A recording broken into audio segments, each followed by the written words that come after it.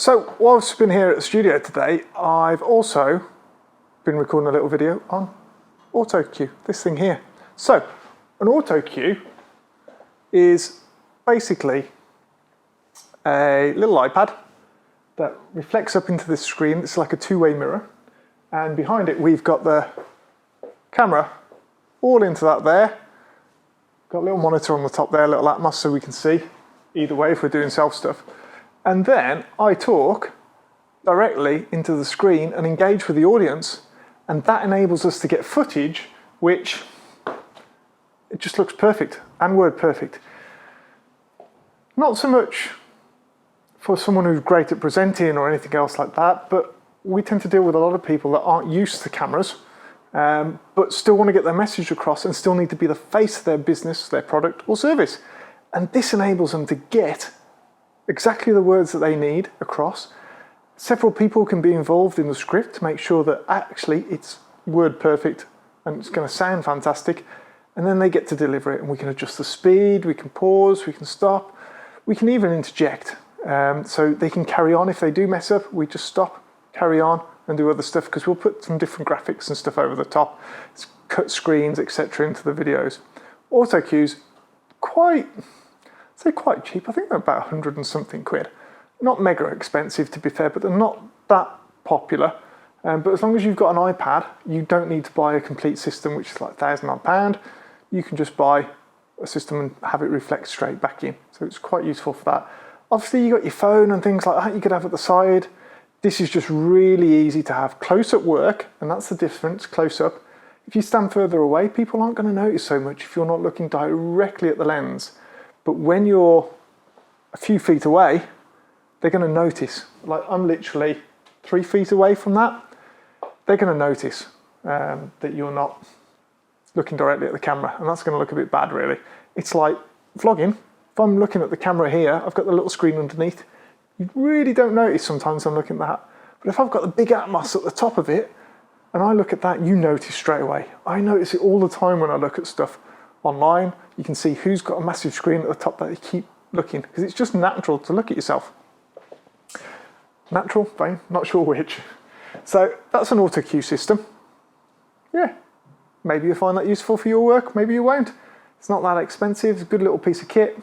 It comes in its own little case, you can put it all apart, hide it away. Yeah.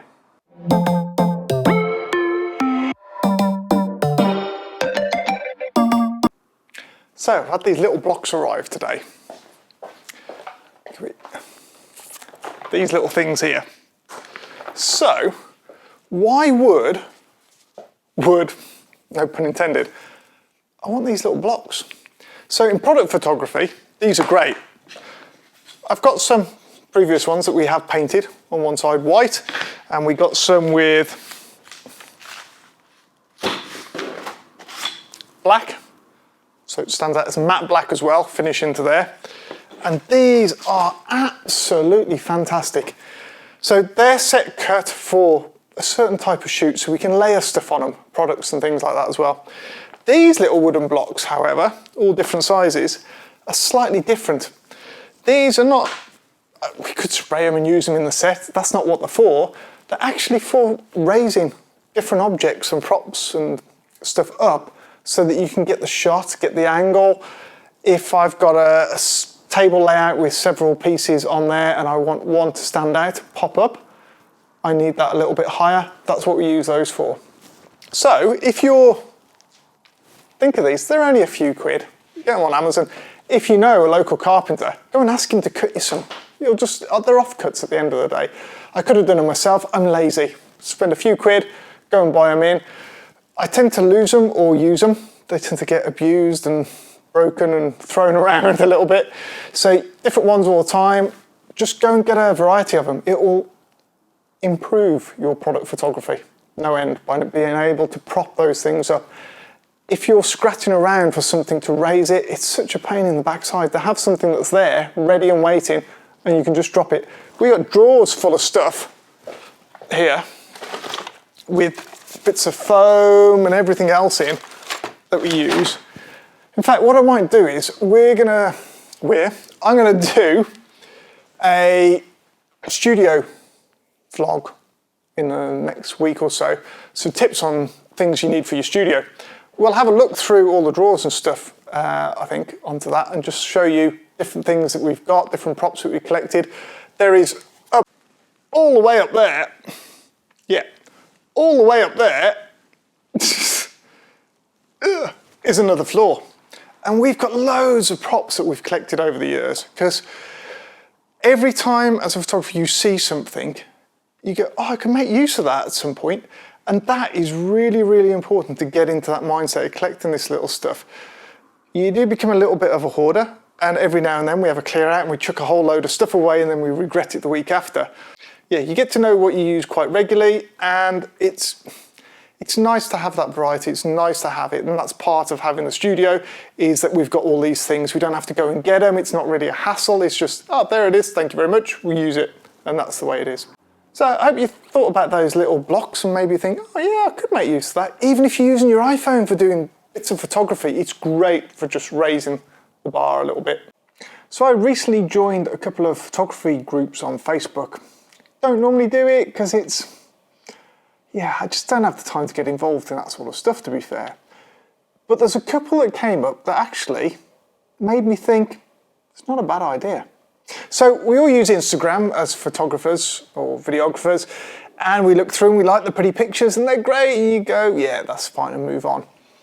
The one thing that I've noticed with this photography page, and I think it's actually called Photography, I'll try and put a link down below so you can see it as well, is I've got the screen here as well so we can have a quick look at it, is that as you go down, and yes, there's some photos here that probably shouldn't be, for various reasons, but actually there's people in there putting how they took the photo and how they did stuff. So let's have a quick scroll down of this as of today.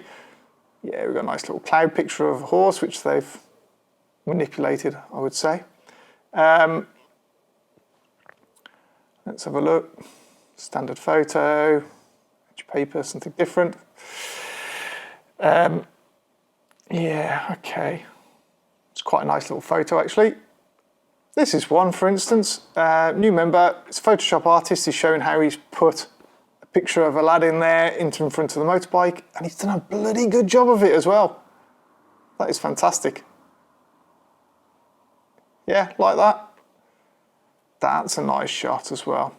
So, unlike Instagram, where you just go, yeah, I like that, I like that, I like that, and just move on and that's it. Occasionally you might save some, for instance, but on here, it's giving away the settings, the white balance, telling you how they did it, because people are proud of what they've created. So, there's another one showing you how he's done that picture. Great shot on the floor. What else we got? Something different. Here we go. This is a fantastic example of that. So, got him in the water there, going a bit muddy, and what he's produced as the end result. And it's people getting out and just doing this sort of stuff. Floating leaf, who would have thought? So take some time out and go through some of these and have... Yeah, there's some which, but actually it's made me laugh. So. Brilliant. That's quite a nice waterfall, actually. I don't normally like waterfalls.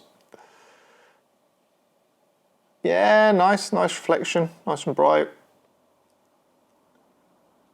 But as you can see, there's a good example set here. It's just a group that you can go and join. But a lot of these people are showing you their editing skills. Whether that's because they're trying to get photographers to use them to do something with their work, I don't know, maybe. That's for you to decide. But actually, it will give you some inspiration. So I think so that's the photography group one.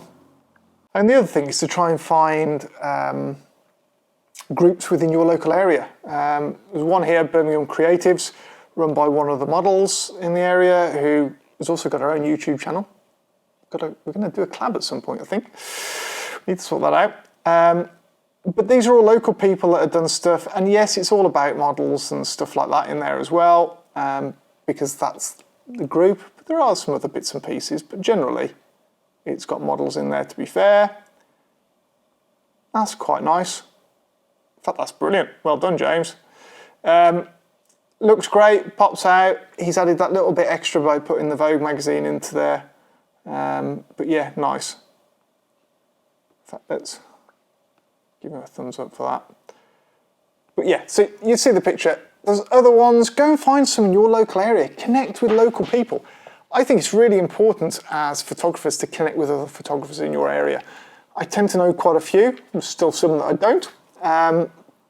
But we all talk to each other. We have a laugh and a joke. We help each other out. If we have an idea for something and we need a hand, go and get another photographer a shout. They're more than happy to come along and assist and help you with your little creative project, because they'll get to learn and get involved as well. So it's a good thing to do. So support your local groups. Have a look at that other one. And there's bound to be, there's probably thousands of photography groups onto there. And if you're into monochrome, you'll find them on monochrome. If you're into landscapes, you'll find them on landscapes.